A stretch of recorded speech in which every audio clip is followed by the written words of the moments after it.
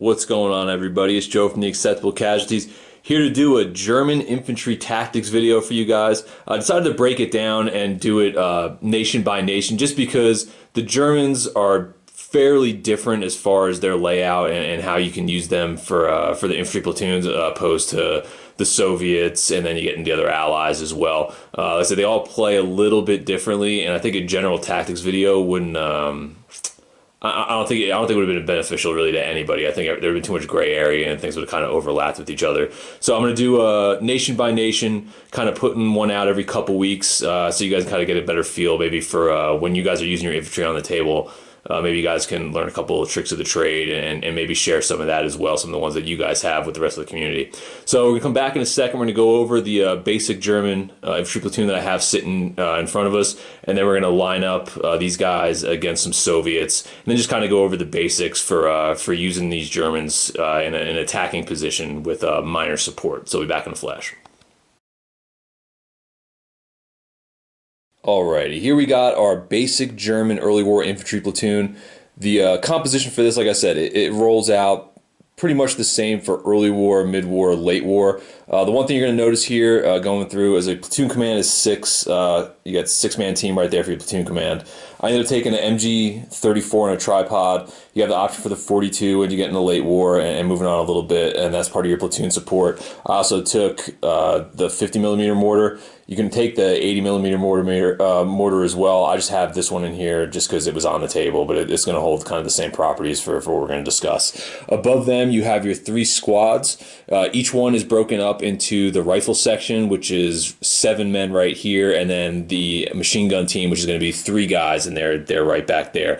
So there's going to be 3 of each of those.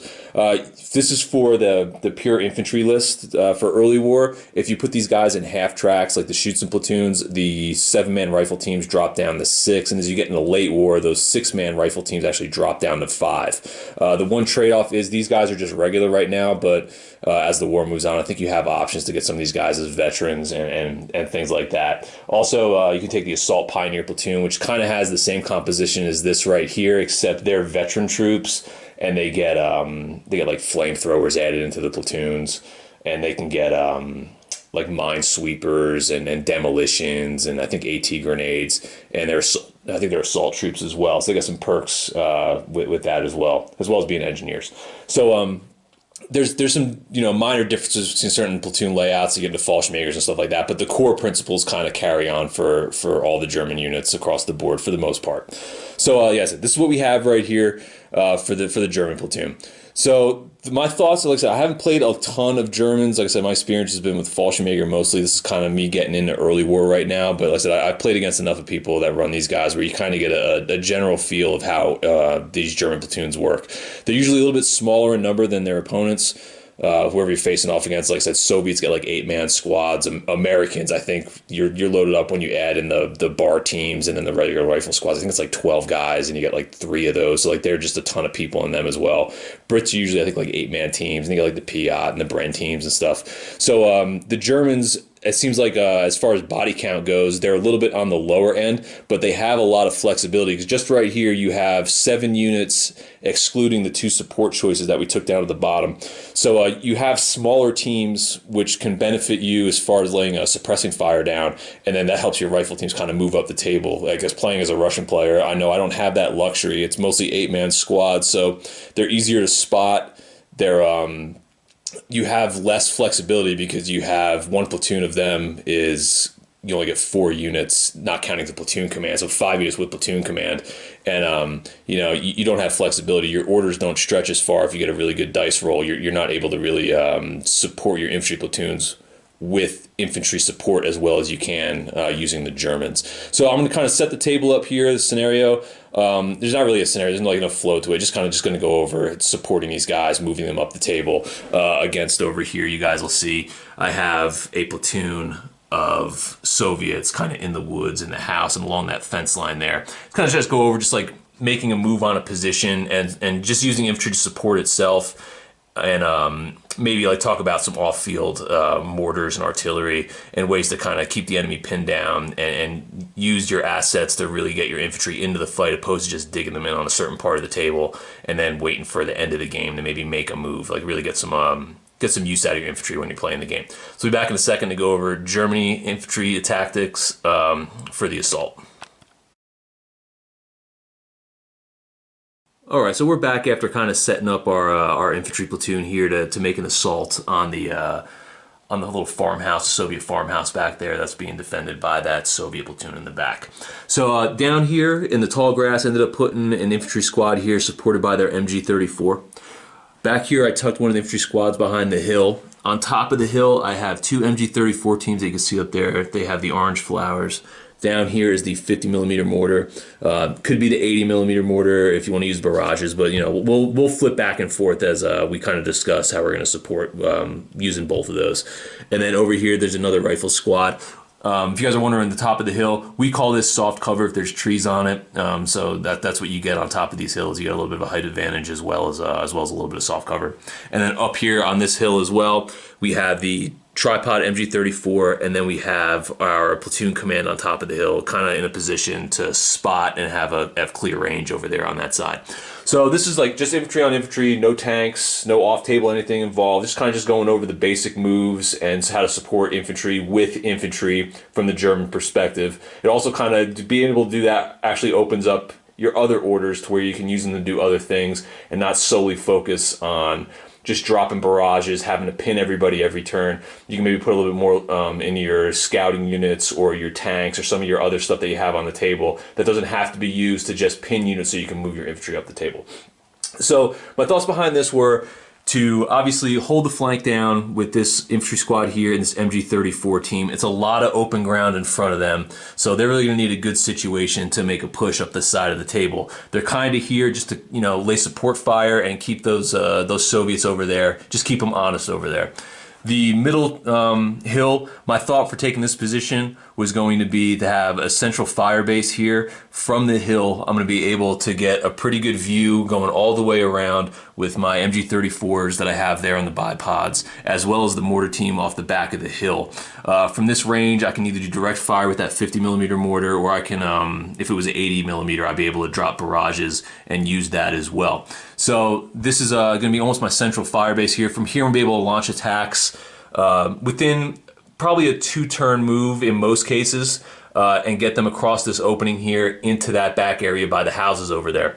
Up here for the tripod, the thought of this obviously was going to be from this position here, I have a pretty good view of every one of those Soviet teams. I'm going to be able to just throw lead down range and try to keep these guys pinned to help assist those infantry squads that are in that middle section right there.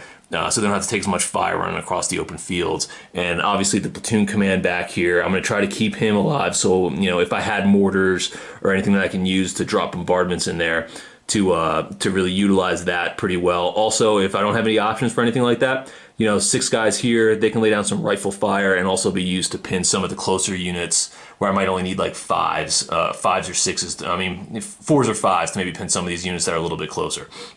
So, that's what kind of my thought process. Now, obviously, when you have the initiative here, most likely you're not gonna be able to get into these positions without taking any casualties. But, you know, like for learning purposes, it's just kind of how we're gonna go over it right now. So it's just 2 fresh sides, you know, squaring off roughly, you know, 20 inches away from each other, which is gonna be probably a rare occasion. So my thoughts are, turn comes my way. Let's say I roll like 10 orders, 11 orders with my entire platoon. That's going to be enough for me to kind of activate everything here. If I had to call on some off-table mortars or anything like that, I'm going to burn 3 orders there between the comms test and then firing the double guns. So I want to try to avoid that as much as possible and try to do what I need to do with what I have on the table. So let's say I start off on this flank over here. I have my MG-34. I want to just try to get some pins off on those guys over there along the fence line. Yeah, they're all on the fence, so they're probably going to end up getting, I mean, it's a wood fence. We're probably just going to play it as hard cover, so it'll be a 4-up save. I would probably take 2 attempts with my MG-34 right here, try to get those guys pinned, and use each of my MG-34s that I have in here to kind of just go down the line and try to pin each of those units. What I actually would do, instead of just jumping 2 pin orders on the same unit there, I would do 1 pin attempt there, 1 pin attempt there. The reason I would do that is because if you get a pin attempt on your first attempt and they fail it and they're pinned, your second pin attempt is kind of wasted at that point because you designate your open fire order, what you're going to do ahead of time.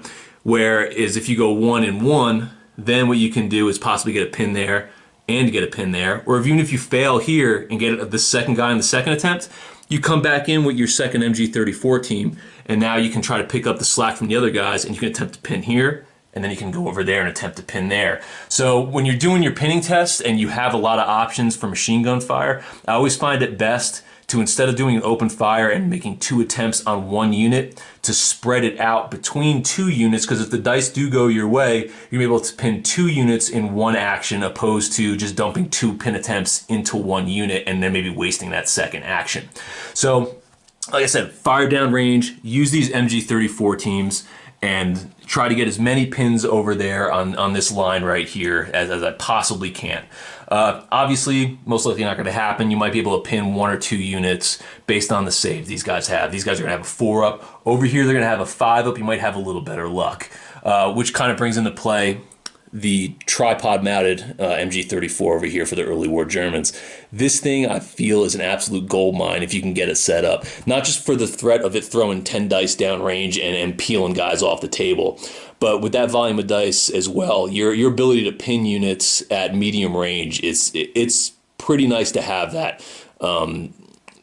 That option with a unit that costs, I think, like 20 points or something like that. You have the flexibility to pin and do some damage to infantry and some softer units pretty easily. So you pit these guys up, and they can kind of pick the slack up from those MG34 teams. And another bonus with these guys, opposed to some of the other armies, is you have this amount of firepower that you can dump out of all these machine gun teams. They're also small teams, a little bit harder to observe. If you get them observed, get them obscured as well, like I said, in woods or any kind of firing position, the return fire, if they're trying to shoot to kill, is going to be substantially harder for them to get. Pinning is going to be the same exact as it would be for any other unit. But like I said, if they're shooting like HE rounds at you or trying to return fire and kill some of these units off, it's going to be a little bit harder to pick them out. And that's one of the bonuses of the German infantry platoons, is you can get so many of these small machine gun units going across the table that they're hard to take off the table, but they're just as easy to pin as some other things. So after your machine gun fire and you try to get all that done, you're burning 4 orders. Things go your way, maybe you get 2 or 3 units pinned, and that's gold right there. Like that's absolutely fantastic. If that's not the case, you still got the little 2-inch mortar down here. You can throw some of those HE rounds, because they can only do direct fire with the 50 millimeter. I'm sorry, not the 2-inch mortar. I'm thinking Brits. With direct fire from these mortars, I think it's a 5 up if I remember correctly for these, because they're considered a very light gun, I think, for the 50 millimeter mortar.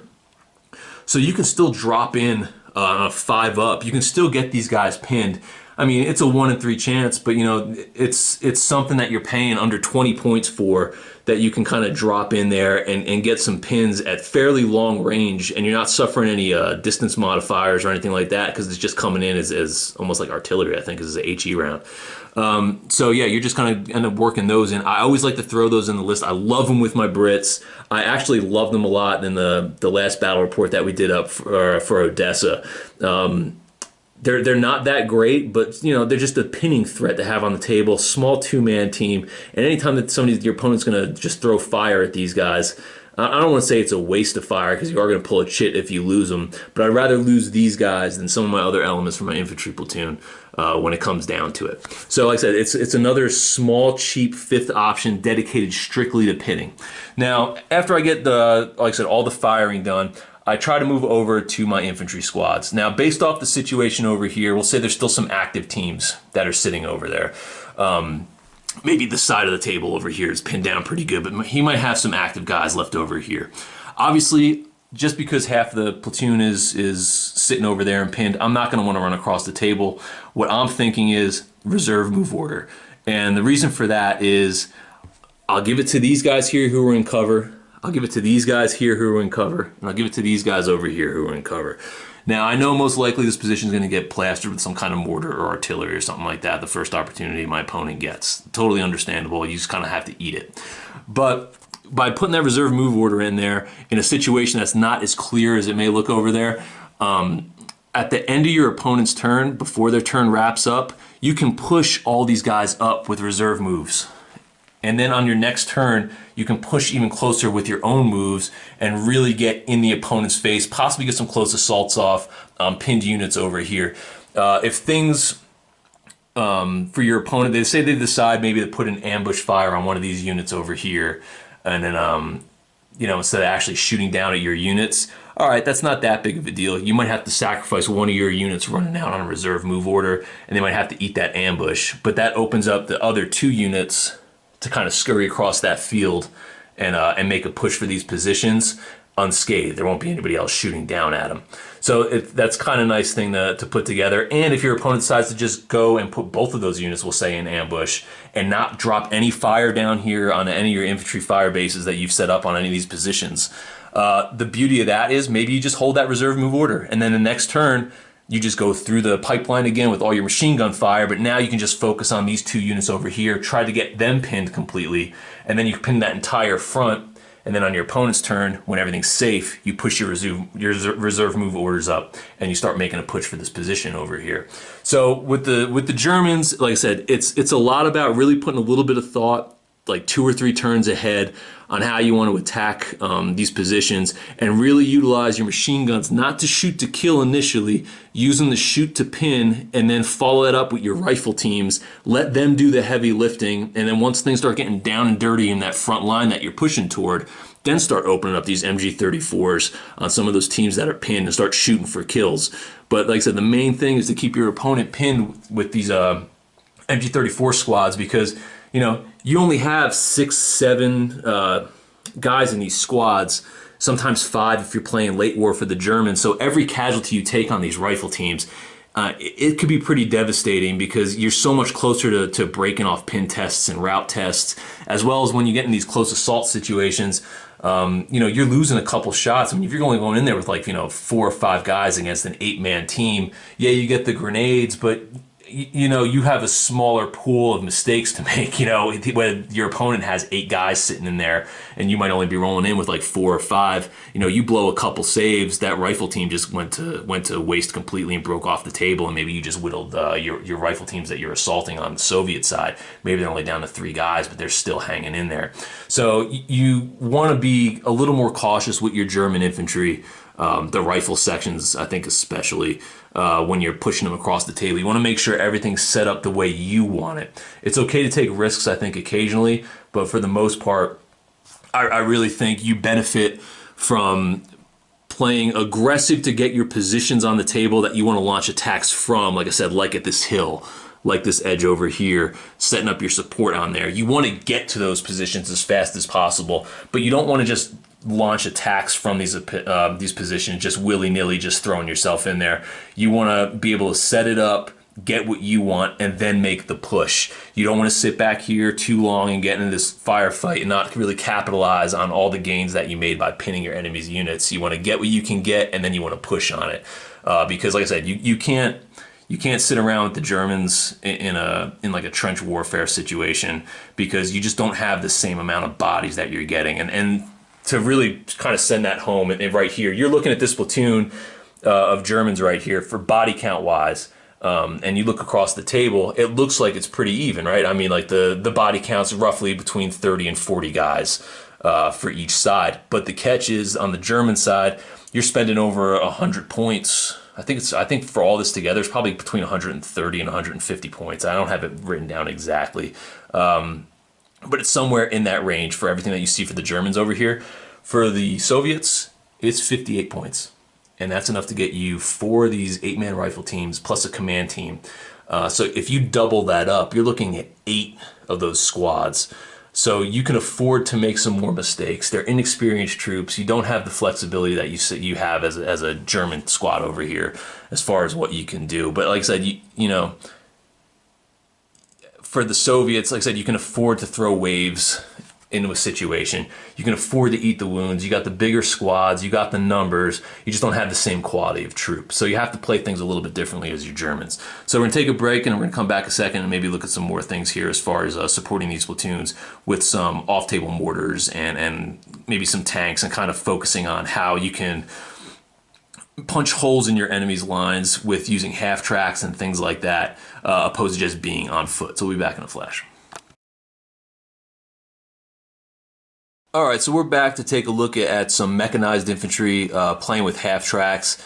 This, I feel like, kind of carries over for anything that you can use for mechanized, you know, whether you're doing Germans or you're even rolling over and using, like I said, like I got motor rifle platoons for my Brits. It kind of plays pretty much the same. Same thing if you go to like American half tracks, any kind of half track tactics. It seems like it kind of works roughly the same, but like I said, we're going to focus on the Germans right now. So over here, I have my full platoon of infantry half tracks over here. We got the command half track with the guy at the machine gun, and we have our regular basic squad with MG team in there. And then over here, the same loadout on these two. They're going to be supporting a Panzer 4D right there, and then over here we have a Panzer 3. So this is what we're looking at here. Same terrain as before. Don't worry about these guys over there. I just kind of moved them out of the way. Where we got that hill in the middle. We have that Soviet infantry line in the back, guarding that position. I've added some 45mm guns to each of those over there. Now, how I like to play this, and I try to use the Panzer 4D as it was used kind of historically, supporting the Panzer 3s and the half tracks, where that 4D down here, its sole purpose was to kind of roll up there and just dump HE shells and try to take out those infantry guns so the mechanized units can kind of push up and get into the enemy's lines and do some damage. Now, if you watched the last battle report, that worked out pretty well. The part that didn't work out very well was using these half tracks. I got too aggressive with the half tracks and some of my Panzer 3s, and even though it was just infantry in the lines, they're still able to pin your units. So something to be mindful of, where you still want to keep the infantry pinned even though you're in armored vehicles, and you don't want to get too close, because like I said, they could still pin you down, and even if you're out in the open as a vehicle, you could still get pinned on like a 6-up roll, and you have no answer for it because you're not getting a save because you're just out in the open. So that's something to be mindful of. You really want to make sure that you're going to be pinning your enemies, pin your enemies down a little bit better with these vehicles than you have to worry about with infantry, because like I say, it's a lot, and that's not a lot easier to pin a vehicle, but you have no defense against it if you're out in the open. They just roll a 6 at certain range, or if they get the pin off, you're kind of stuck with if they're shooting AP shells at you and you just fail your morale, you're just kind of stuck. And if you're too far up, like say we had this Panzer 4 here, and I'm in this point, and they get pinned, and I don't have infantry supporting them within 10 inches, anywhere around there, they're abandoned and they're captured. So it's another thing to keep in mind when you're pushing your vehicles up the table, supporting this mechanized infantry. You want to keep that mechanized infantry with your tanks that are supporting each other, because if you leave the tanks hanging out to kind of do the dirty work up close, you're going to lose them because they're going to get abandoned because they don't have infantry supporting them. So this would be how the setup I have right here, before I start rambling too much on that. This setup I have here would kind of be how I would want to attack this position. So, like I said, there's the same as before. There's a 45 there. There's also a 45 on that side over there by that fence line. So I would try to keep these guys split out a little bit and kind of focus on that 45mm gun on each one of those positions on the flanks, and kind of get that pinned or out of the game as quick as I possibly can, because that's obviously what's going to do the most damage, especially to the half tracks. I mean, the tanks might be able to deal with a hit or two, but you know, they're eventually going to eat it as well. This is early war. I mean, they're not the most armored up things on the planet. So what I would end up doing here, I would use my command half track. I got my platoon command in there. I'm most likely going to pay for the mortar spotter upgrade because it's 5 points, and in this situation it would be absolutely huge. I would use them, and any assets that I have setting up on the table that would either be off-table mortars or even mortars from maybe from my platoon that I would leave behind if it was an 80 mil, and just kind of set up shop somewhere and just use it purely for support. I would focus on dropping that mortar barrage first, right on top of that 45mm gun on that rifle squad right there, and I would just hope I was going to be getting these guys pinned.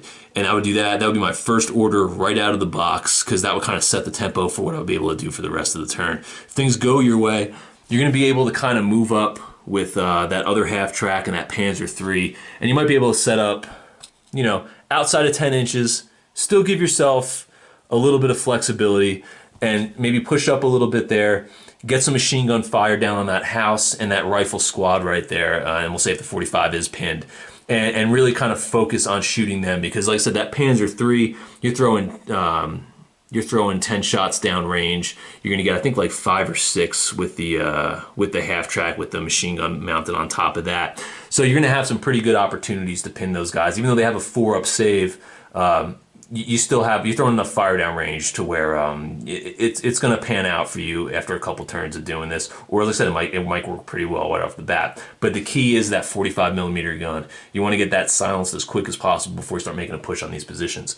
Over here with the 45, you don't have mortar support on this flank, so you're going to have to really utilize that that Panzer IV's gun to kind of dig out and do a number on that 45 back there. I probably wouldn't move up with this, to be honest with you, because, you know, I feeling sitting stationary, firing HE or AP shells, it benefits you more, I think, to sit still and try to get that first strike off, and then after that, maybe start moving once things kind of once the flow of battle starts to open up a little bit more. But yeah, kind of sit still, see how that plays out. Like I said, you don't have mortar support on this side with the scenario we have set up. So that Panzer 4D, you know, try to pin, try to just dump a mortar, or try to just dump a shell, a HE shell in there, maybe get some wounds off. They're in the woods, they're only going to have a 5-up save, so it's worth taking a look at that way. And then I said, if that pans out, fantastic. Then you can kind of maybe push your half tracks up a little bit and focus some machine gun fire down on these guys and get them pinned. And as that starts to work out for you, you know, however many turns that takes, you know, you're gradually pushing up here. You're keeping these guys pinned. They're just sending rifle fire down there. If you're outside of 10 inches, your tank's going to be safe. Your half tracks, I mean, they're going to need, I think, like 6s or something like that for open top vehicles for the amount of fire they're sending down. And be like 5s and 6s depending on what range that you're looking at. So you're going to be kind of in a pretty good position. Like I said, those rifle teams are still a threat and you want to get them pinned. But the big thing is to get your half tracks in a position to where your AT guns are going to be taken out. You can get these guys up to a certain point where maybe on the next turn, if you're able to get some of these rifle teams pinned, you got 2 half tracks here.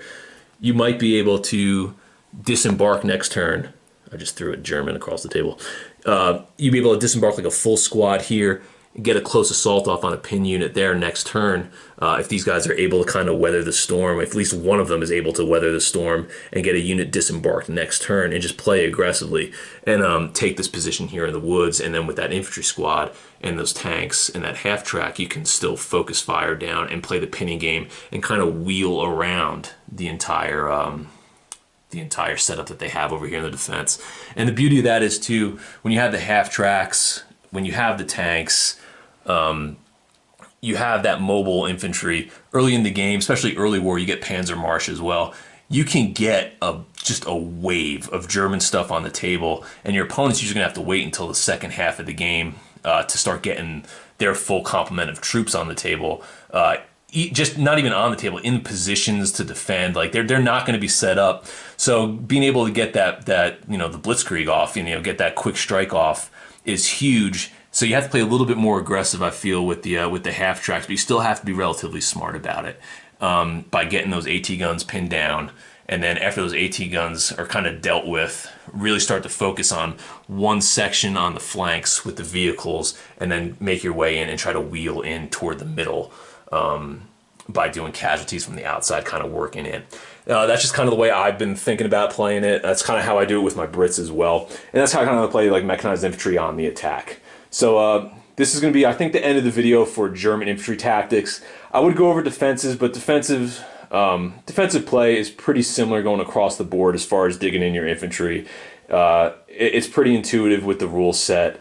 It's more about setting up ambushes and pinning down your opponent, and when they expose themselves, obviously you shoot to kill at that point. So, you know, I think infantry in the defensive sense, there's really not too much to go into. It's kind of what you see is what you get, and you're playing more of a reaction game. And there's a million different things that you have to react to, you know, from your opponent's list to what they're bringing on the table to how they're attacking your line. and then how you're counterattacking their tactics. So I think it's too general to kind of go into the defense setup, where it's a little bit easier to go over the aggressive tactics when you're on the attacking end. So I hope this helps some players out. Like I said, if you got some comments on maybe how I'm doing things, throw me a little bit of feedback. Like I always welcome that, because like I said, it makes me a better player, which ends up making better videos for you guys to watch. And if you guys got some tactics that you use on your own, especially for early war German, since that's what we're focusing on right now, leave some down there in the comment section, because it helps some of the other guys that are maybe watching the videos, that are maybe getting in the battle group, or maybe they're looking at something that they haven't really thought of before. It just benefits everybody across the board. So thanks for watching, like, subscribe, all that jazz, and I'll catch you guys later.